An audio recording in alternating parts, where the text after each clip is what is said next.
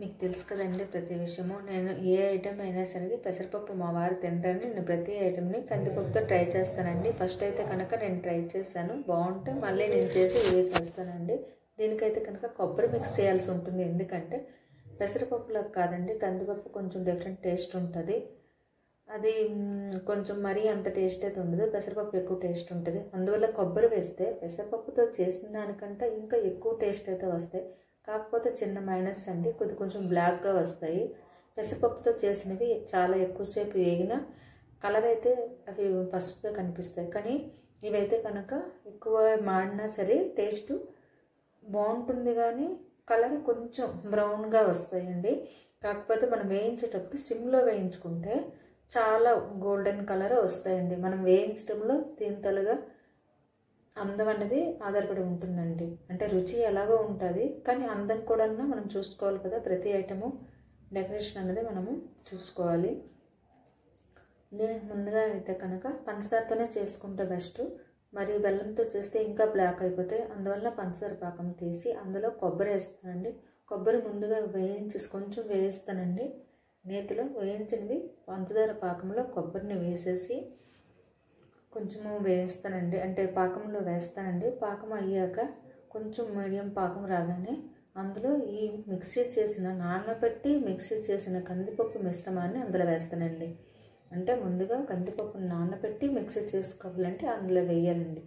తర్వాత అది మనం ఇలా తీస్తే గరిటెతోని పడదండి. పడకపోయినప్పుడు అలాగా అంటే చిక్కగా ఉన్నట్టు, మరీ చిక్కగా అవ్వకూడదు, మామూలుగా పలచగా ఉండకూడదండి. దాన్ని ఒక క్లాత్ తడిపి మళ్ళీ ఒక ప్లేట్లో వేసుకుంటాం. వేసి దాని మీద ఇది వేస్తామండి. చేతితో చాలా వేడిగా ఉండేటప్పుడే చేయాలి. చేతితో కొంచెం అంచి పెడతామండి. ఆ తర్వాత ఈ పలచన క్లాత్ ఇంకొక లేయర్ దాని మీద వేసేస్తామండి. అప్పుడు అది తడి క్లాతే కదా, మళ్ళీ ఇలా శుభ్రంగా సర్దుకుంటాం. మనం నీట్గా సర్దుకుంటే పీసెస్ అందంగా వస్తాయి. ఎక్కడ ముడతలు లేకుండా చూసుకోవాలి. ఒక చేయి కాస్త 2 చేతులు కూడా పెట్టుకొని మనం నీట్గా సర్దుకోవాలండి. ప్లేట్లో ఉన్నంత మెజర్మెంట్లో నేను పలచగా చేసుకుంటే చాలా టేస్ట్ ఉంటాయండి. కొంతమంది దలసరిగా చేసుకుంటారు, కేక్ పీసులాగా వస్తాయి. మనం వేయించేటప్పుడు అంతగా మరీ ఎక్కువ టైం వేయించాల్సి వస్తుంది. అందువల్ల నేను పలచగా చేసుకుంటానండి. చూడండి, పలచగా చేశాను. కాకపోతే ఏంటంటే కొంచెం వేగం తీసాను వీడియో కోసమని. కొంచెం టైం అయితే కనుక తడి క్లాత్లో ఉంచితే ఇంకా బాగా వస్తాయండి. సిమ్లో అయితే వేపుకోవాలండి. సిమ్లో వేపుకుంటే మంచి కలర్ వస్తాయి. చూడండి, ముందు వేగిందో లేదా నల్లగా కనిపిస్తున్నాయి కదా. నూనె ఎక్కువ వేడైపోయింది, అవి వేగానే బ్లాక్ అయిపోయింది. అందువల్లే మనం బ్లాక్ అయిపోయినంత వేడిగా ఉంచకూడదు. నూనె మరీ ఎక్కువ కాకుండా మీడియం, మనం ఫస్ట్ వేస్తాం కదా, కొంచెము వేగానే బ్లాక్ అయిపోయింటే అది బాగా సిమ్లో పెట్టేయాలి. సిమ్లో పెట్టేసి అన్నీ ఒక్కసారిగా వేస్తే ఆ తడికి సరిపోతుంది. అలాగే వేసి తిరగలు వేస్తామండి. తిరగలు వేసి మనం చేసుకోవాలి ఒకటి. యాక్చువల్లీ నేను ముందు చేసినవి బాగానే వచ్చాయి, కానీ తర్వాత చేసినవి ఏంటంటే మరీ నూనె చల్లగా అయిపోయింది. అందువల్ల కొంచెం ఇరగడము అలా జరిగింది. కానీ బాగున్నాయండి, చాలా మంచిగా చక్కగా ఉన్నాయి.